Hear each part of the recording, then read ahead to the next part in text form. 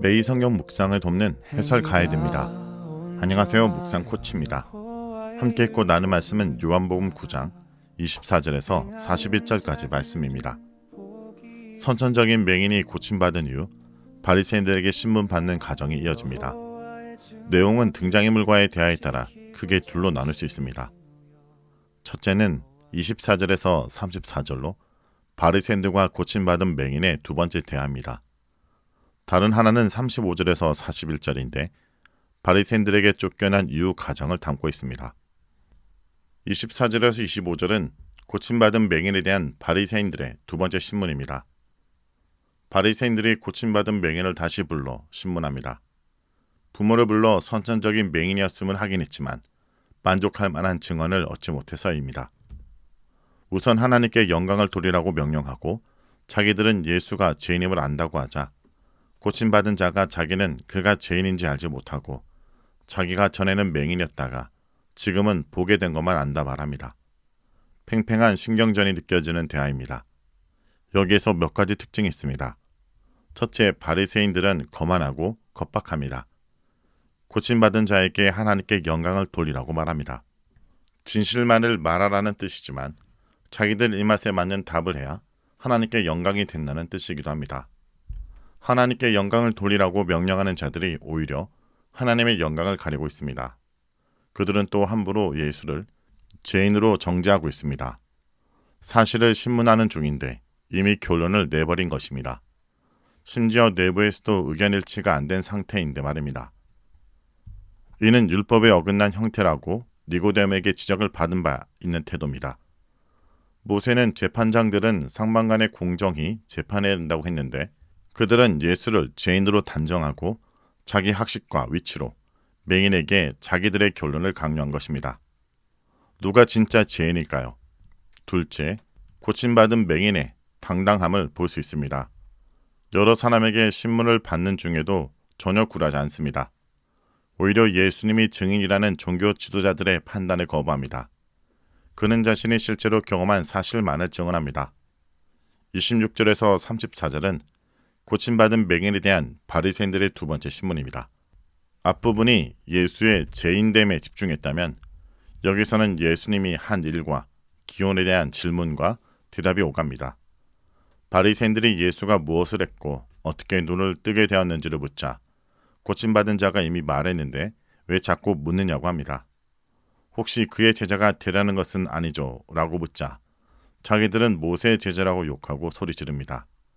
그러고는 모세의 기원은 알지만 예수의 기원은 알지 못하기에 인정할 수 없다고 합니다.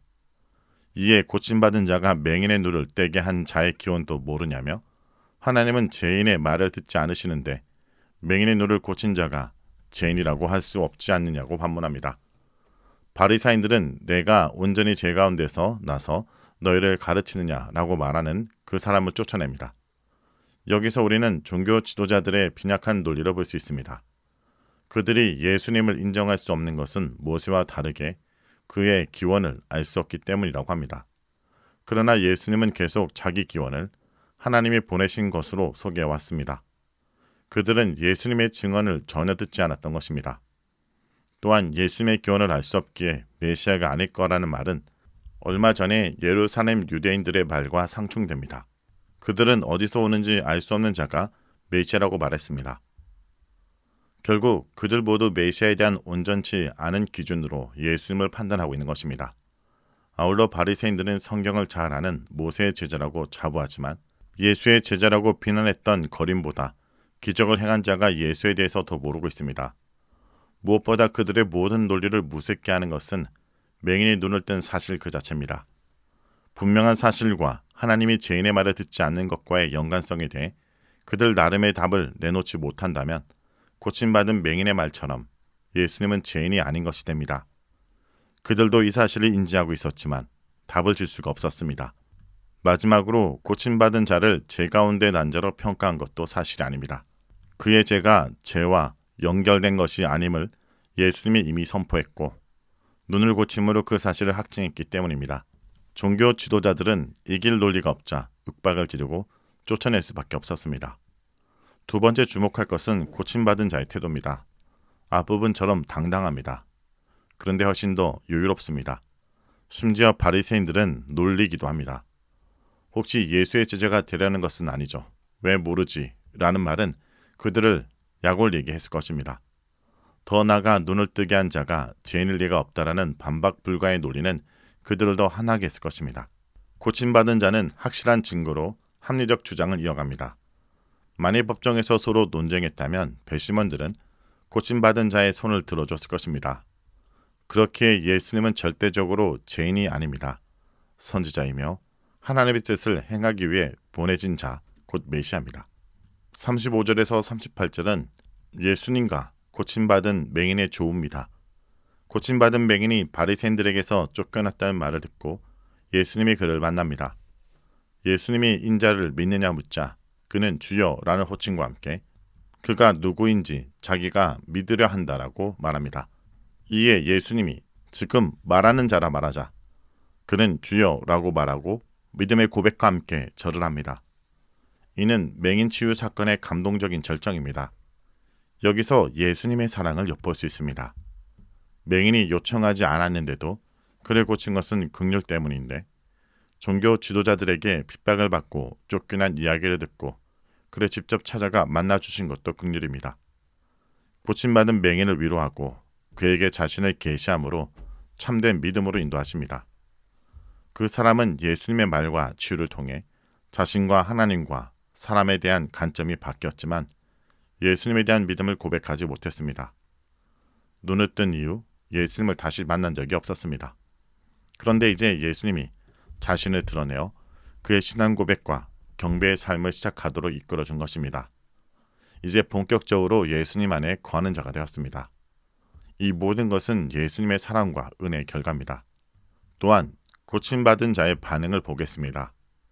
그가 종교 지도자들 앞에서 당당히 예수 편에 선 것도 38년 된 병을 고침받은 자와 다르지만 예수를 만난 후 믿음의 고백으로 경배한 것도 다릅니다.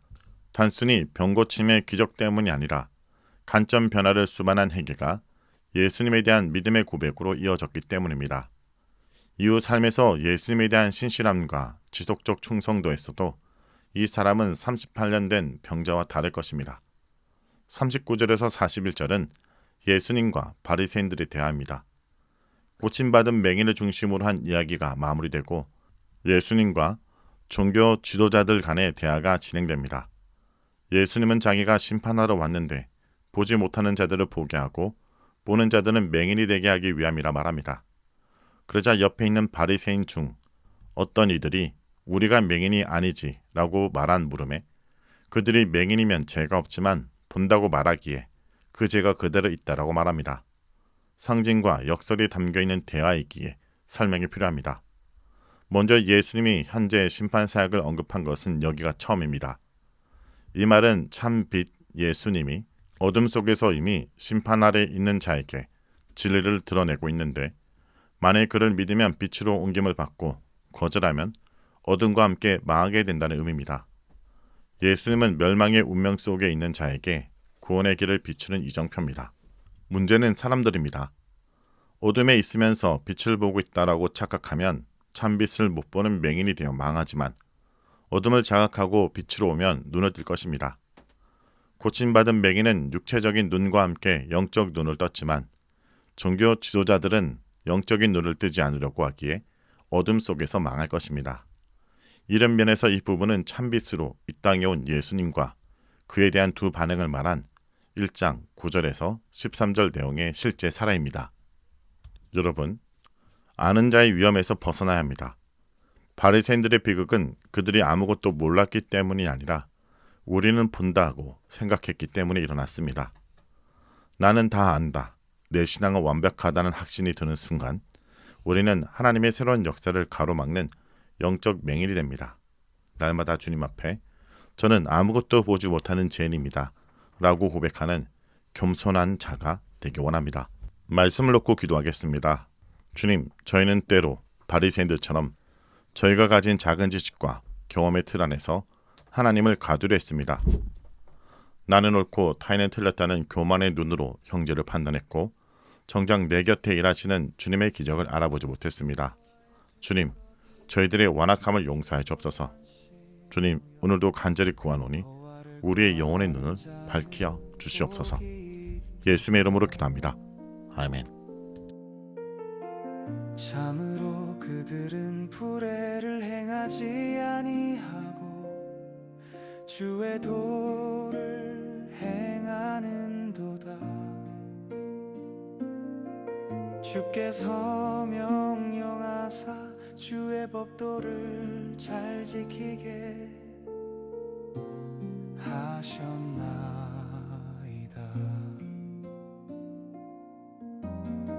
내 길을 굳게 정하사 주의 율례를 지키게 하소서. 내가 주의 모든 계명에 주의할 때에는 부끄럽지 아니하